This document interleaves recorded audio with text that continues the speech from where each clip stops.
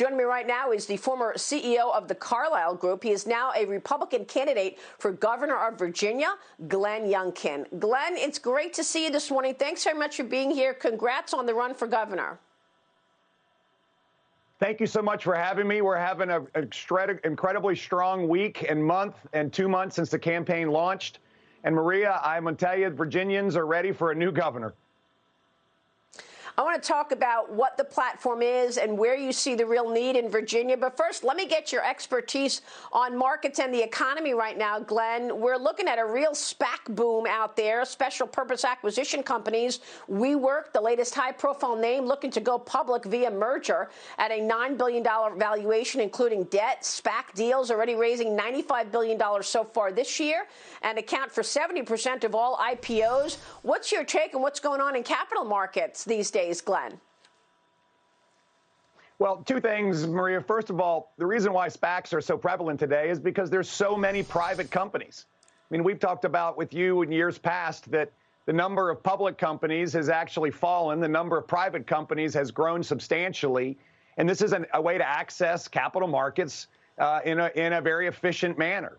You know, the future of the SPAC market will, of course, be determined about whether they work or not, whether they're good deals that are done and whether these investments work for investors. And if they do, there'll be a healthy SPAC market. And if they don't, then there won't. I do think the capital markets today are really reflecting a near-term, the near-term spending coming out of the COVID spending bill.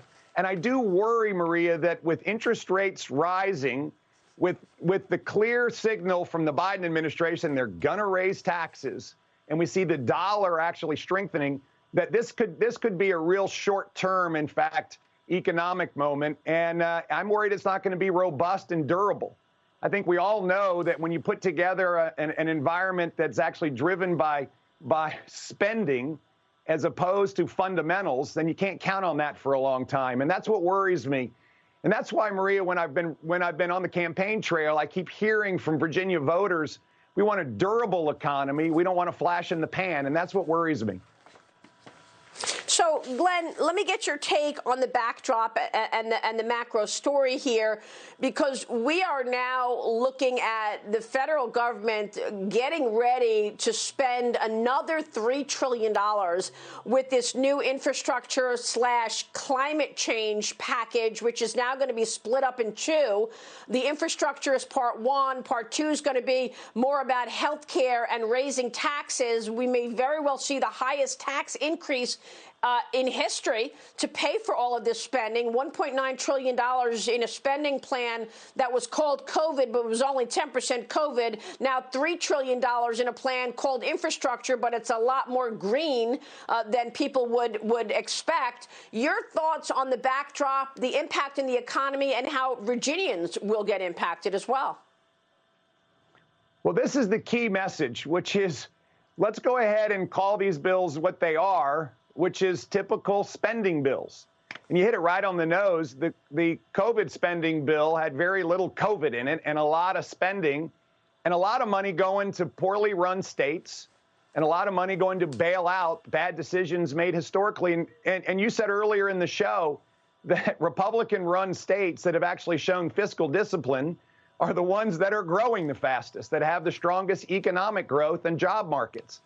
And here we are again pursuing the typical Democrat process of let's go spend a lot of money that we don't have and then raise taxes. And this does not result in a durable economic recovery with great job growth. We saw it happen during the Obama administration.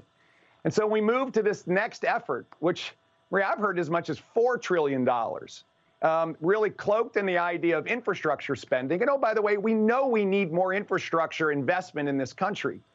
But to actually burden taxpayers under the guise of an infrastructure bill when it really is the Green New Deal.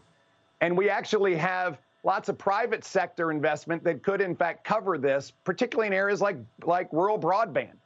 It's one of the biggest issues in Virginia today. And I just think that what we need to do is focus on delivering results. And so many of them can come from the private sector. Maria, I was just in Amherst County. And in Amherst County and Bedford County, Virginia, rural broadband's a big problem. And yet the idea of spending billions of dollars of taxpayer money to dig trenches is a 20-year-old solution, when in fact the private sector is figuring out how to deliver low-orbit satellite technology today. And I see other states like North Carolina actually testing the use of low-orbit satellite to get answers now in a much more cost-effective way. And yet we have the federal government now masking everything under the definition of infrastructure, when it really is just a giant spending bill, and there are tax increases coming right around the corner. So, Glenn, what are your chances here? You're running for Virginia's governor, the primary election taking place on June 8th. This is a crowded field, and, you know, you have a lot of pushback. Give us your plans. I'm talking from the liberal end in Virginia. What are your plans to boost the Virginia economy? Walk us through your platform. Yeah, Maria, top of the platform is to actually get the economy rebuilt, reinvigorated, and it must happen now. Virginia's governor has unnecessarily kept businesses strained and closed for way too long, kept our schools closed, and we've got to get our economy open and moving. And meanwhile, they've piled on mountains of red tape, and clearly what's around the corner are tax increases and fee increases in order to pay for it all. And this does not make for a long-term successful economic recovery. So we have got to get our economy open and moving. We've got to create jobs so that Virginians can have the opportunities that they deserve. And Maria, what we have seen over and over and over again is our peer states in Tennessee and North Carolina and South Carolina and Georgia and Maryland, actually their economies have been growing faster for 8 years. They've created more jobs. And as a result, Virginians are moving away faster than they're moving in. And this is a canary in the coal mine for us. And this is where I'm going to spend a big chunk of my first few days, is getting our economy open and getting Virginians the opportunities that they deserve. Well, you're a businessman. If anybody could do it, you know business and understand creation of jobs, Glenn. We will watch what happens and talk with you soon. Thanks very much for joining us. Thank you so much for having me this morning.